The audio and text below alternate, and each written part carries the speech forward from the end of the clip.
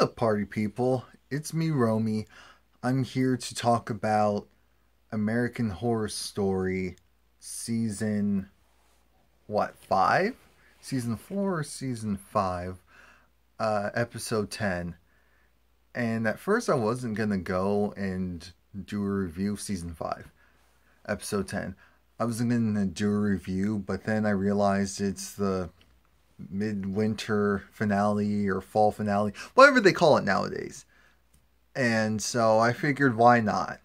I have to be honest though, this season I'm not really feeling it, just like last season with it's better than Freak Show. It's better than Freak Show, but I just haven't connected with the characters or the storylines. So this review is going to be all over the place, and I'm sure I'm going to miss a bunch of stuff. So again, this isn't going in order. I'm first going to start with the side story that's kind of going on. So Iris and Liz are essentially planning to kill themselves. They're like, you know what? Screw this world. Screw everyone around us. They don't love us. They don't care about us. So why are we going to care about them type of mentality. So they're going to go and off themselves. But Liz wants to go and at least make peace with her son.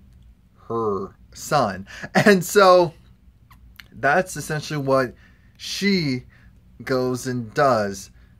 See, I'm trying, guys. I'm really trying with that.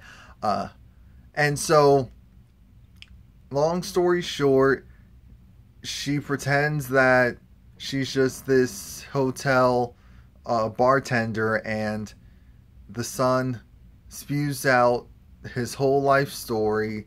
And clearly, you know, I'm not dumb, so I know that he knows that that's his father at the end of the day, or other mom, technically, because he goes and he's telling all of his like deep dark secrets and like confessing everything and talking about how his life has been and his fiance and all of that. And it's like, you wouldn't just do that for anyone, even if you're drinking. And that's when the son confesses and says, oh, you know what, I know that you're my dad and all of that, and I accept you for who you are. And that's really cool, because is that 100% realistic? No. No. But you know what? Clearly, he wants his father in his life so much that he's willing to just be like, you know what, screw it. You are who you are, and I want you in my life. So, we have that. And of course, as you could probably figure out, with Liz realizing that his son doesn't hate him and actually wants to be a part of his life, he now doesn't want to kill himself. So, I'll tell you how that comes into play at the very end. Sorry guys, I really tried. As we all know, we're having a hot winter. This happens like every 6 years, so I was trying to do the whole hat thing, but screw it. So yeah. Then we go to the detective guy. I'm trying to think what his name is. Oh, John. Yeah, we go to... How did I forget the name John? Anyway, yeah. We go to John, and he's pretty much like, you know what? I want my family back type of thing. Because his wife... We find out that, ooh, he's the mystery killer. I forgot what his title is. Again, that's how much I don't care. Anyway, so we find out he's a killer. He's been the one killing all of these people. And we find out the reasoning behind it. And so his wife is pretty much like, you know what? We might be able to give this a second go. You know, I'm a vampire, you're a murderer.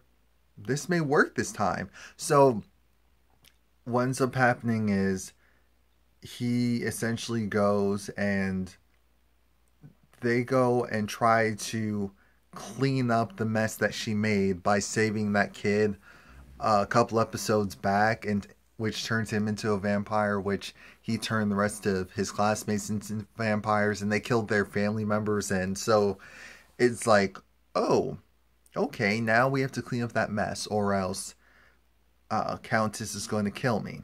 So they do just that. They convince the kids to come back with them because one of the kids ends up dying, and they're like, you know what, our methods aren't working anymore. And so what she ends up doing is she tricks them and she traps them in this room. And so then, because that's the deal essentially, I go and get the kids back and clean up the mess and save the world pretty much, and save them in theory, and you give me back my son. And so they do just that, and they get their son back and they leave. Hoopy hooray. Anywho, Sarah Paulson's character, Sally.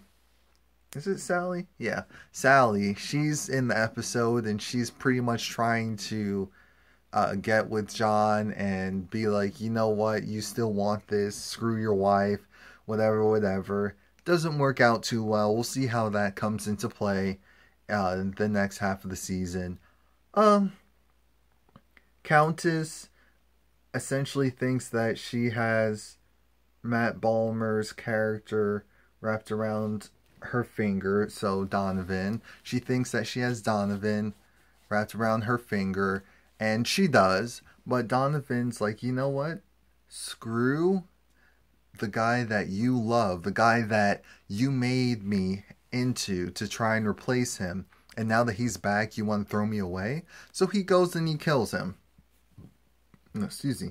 He goes, he kills him, and then he's pretty much like, you know what? I have something to tell you, because she goes and she kills her one true love's girlfriend or wife or whatever, and he confesses. He says what happens. She goes, she finds the guy dead. Then she comes back and is essentially like, you love me that much, don't you?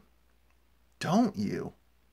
And throughout this episode, it was funny because remember the cleaning lady who loves to clean up the bloodstains? Well, they kept giving her gifts because she kept doing favors for like Liz and stuff. So they would actually give her like detergent. She's never had detergent. And a washing machine. She was so thrilled for a washing machine, of all things. The little things, people, the little things. And so, at the very end of the episode, Countess and Donovan are pretty much talking, and, let me back up. Countess's husband, yes, what was her husband name? Was it Drake? Willow Drake or something? Yeah. Whatever, the guy who was gay, but he really, Will Drake. She kills him. I forgot what he did. He pissed her off, so she kills him before they go on vacation. And then she's like, oh, my husband, he's missing.